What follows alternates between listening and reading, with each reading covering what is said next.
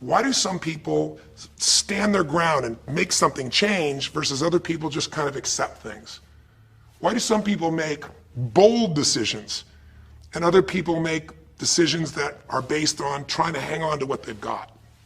Well, that's a more complex question to answer than we might have in a few minutes in this one session, but it is one that I've spent my life studying, because when you can change your decisions, you can change your life. When you can change the force that controls your decisions, you can change anything in your life.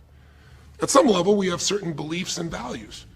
But if I was going to make it simple, I'd say there's two things that determine your choices. The first thing is the state of mind and emotion you're in at that moment. Think about it.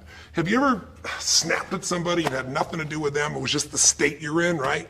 You were frustrated, you were pissed off about something, and in that state of mind, whatever they said got interpreted through that state, and you made up a meaning like they were an irritant or they were interrupting you, and they weren't. You probably felt bad afterwards. When we get in the wrong state, we make the wrong decisions. When you get in a strong, empowering state, you'll make a better decision.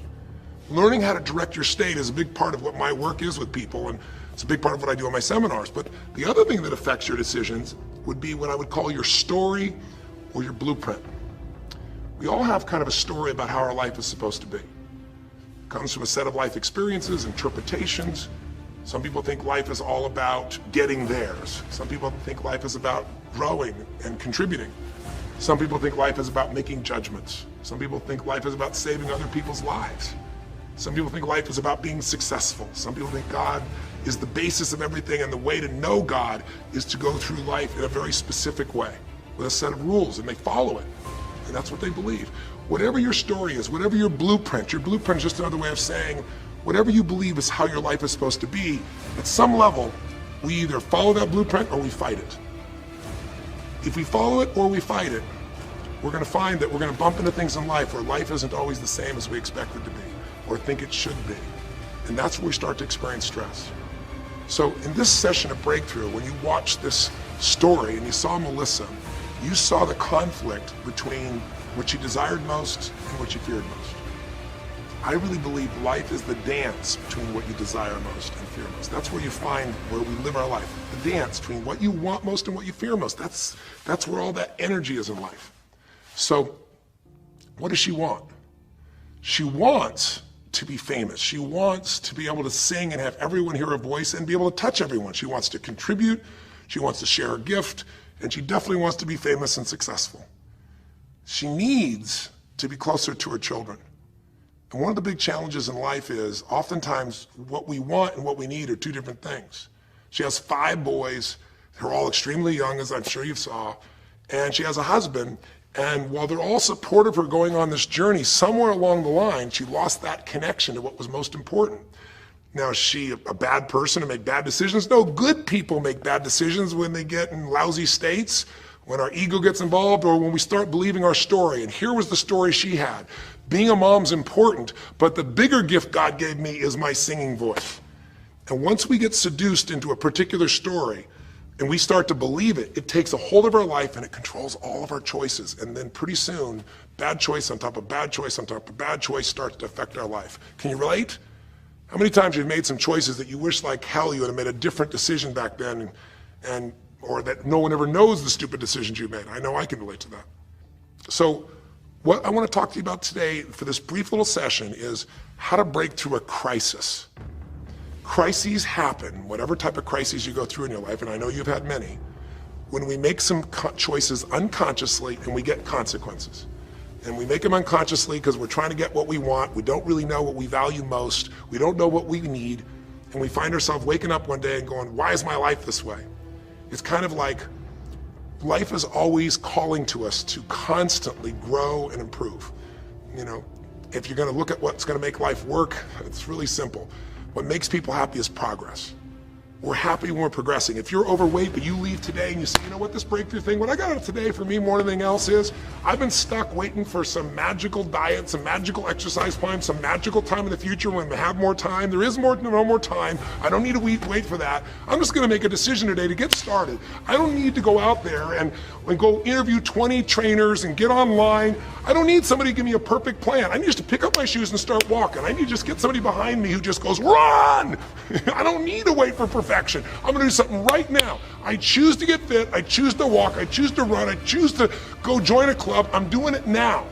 A breakthrough happens the moment you make a new choice. And you don't have to wait. You can just get yourself in a new state. Maybe this tape will get you doing, or you just have to have a new thought that says, you know what? I made choices in the past. I'm overweight because I chose to eat this and this. I'm not gonna eat it anymore. I'm changing now. You can change your whole life real fast with just a few choices. But if you don't make the right choices, eventually you're gonna face a crisis. Crisis is when you made so many poor choices that sooner or later life shows up, and instead of asking gently for you to change and improve, to grow, to make progress, to be happy, life, when it's a crisis, now demands change. It isn't asking anymore. We borrowed money as a society and we overspent and we talked about changing and we knew we had to change, and now a crisis happens and guess what? Nobody has a choice. The game has changed. And what crisis does is it melts us down. It melts us down so that we can recast our life. We can remold ourselves. And usually on the other side, our life is greater because as we go through that crisis, we have to grow. Everybody wants change, nobody wants to do it. Everybody, I should say, wants progress, but nobody wants to change. Everybody wants their life better, but nobody wants to do the push-ups, the running, have the economic or emotional discipline to make it happen. But if you're watching this right now and you're still with me, some part of you wants more. And I'm saying to you, choose it. And the way you're gonna choose it is really simple. If you're in that crisis, what keeps you in the crisis is probably because you're being reinforced. Most people, they overeat, or they smoke, or they drink, or they yell at people. They keep doing it because they're rewarded. Whatever gets rewarded gets reinforced.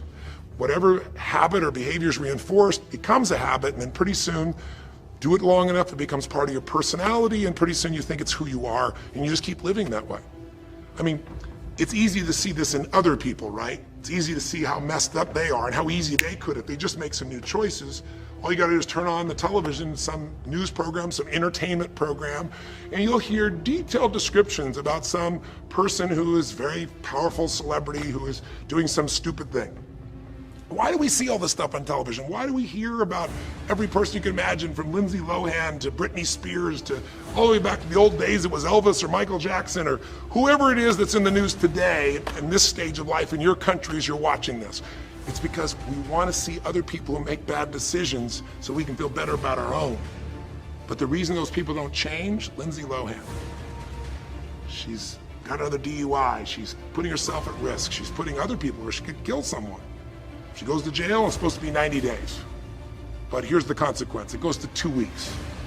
And before she even gets out of the jail, she makes a deal for an interview and gets paid $1 million when she gets out for the interview. What do you think the chances of her changing when her bad behavior gets her $1 million, and I don't know if she even makes that for that much time of acting at this stage? What do you think the chances are when people around her say it's not your fault, it's not fair, they treat you unfairly? As long as we have the decision that we're not responsible, it's not our fault, we can't change anything. We have no power. So I don't know if by the time you watch this if Lindsay will have changed, but if she did, it'll be because the enablers are gone, she's taken responsibility, and she's found something she values more than attention and money for bad behavior. Now it's easy to look at that with her, but what about you and I? Where are you and I addicted to our problems? Where are you and I reinforced? So many people, when they have a big problem, listen, if things are going well, you say, oh, it's going so great. Your friends go, well, that's great. And after a while they go, well, easy for you. But if you got a problem, people go, hey, I understand, and they connect with you. Where do we get addicted to our problems? If you want to make a new choice, if you want to make a new decision today, if you want to have a breakthrough in some area of your life, you got to give up the story that it's not your fault, and you got to give up the attention and the love and the connection and the commiserating that comes with it with other human beings. Here's how you change. 5 simple, quick steps, and then I'm going to give you a little tool. If you're going to change your life, step 1, I don't care if something has happened to you.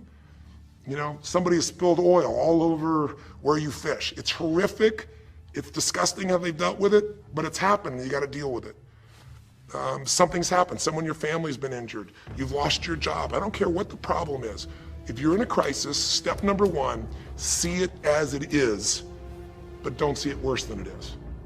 Now, what do I mean by that? I don't mean be some Mr. or Miss Positive Thinking. By now, if you spend any time with me, you know I'm not about that. I'm not here to tell you, go to that garden and chant, there's no weeds, there's no weeds, there's no weeds. Doing affirmations is not going to change your life. You got to go see where the weeds are and pull them out. My point is simple. You got to see what the problem is, but you can't make it so horrific that you just give up. Today, this is the first generation in almost 100 years of Americans who now believe, the majority of Americans now believe, that the quality of life for themselves and their kids in the future is going to be worse than the past. They have, in other words, nothing to look forward to. 63% of the US as of today. Wow. When you start thinking there is no future, you go into what we call learned helplessness, a place where you just kind of give up. And if you get to that place of giving up, then you have no power over your life. That's when people get depressed. That's when people do crazy, stupid things. That's when people want to turn to drugs or alcohol or sometimes suicide or just total frustration and anger, and their life starts to do the opposite of a breakthrough. It becomes completely stuck and in pain or in ongoing suffering. If you and I are going to break out of that, we got to see it as it is. We're not here to be positive thinking people. You got to see what's really going on.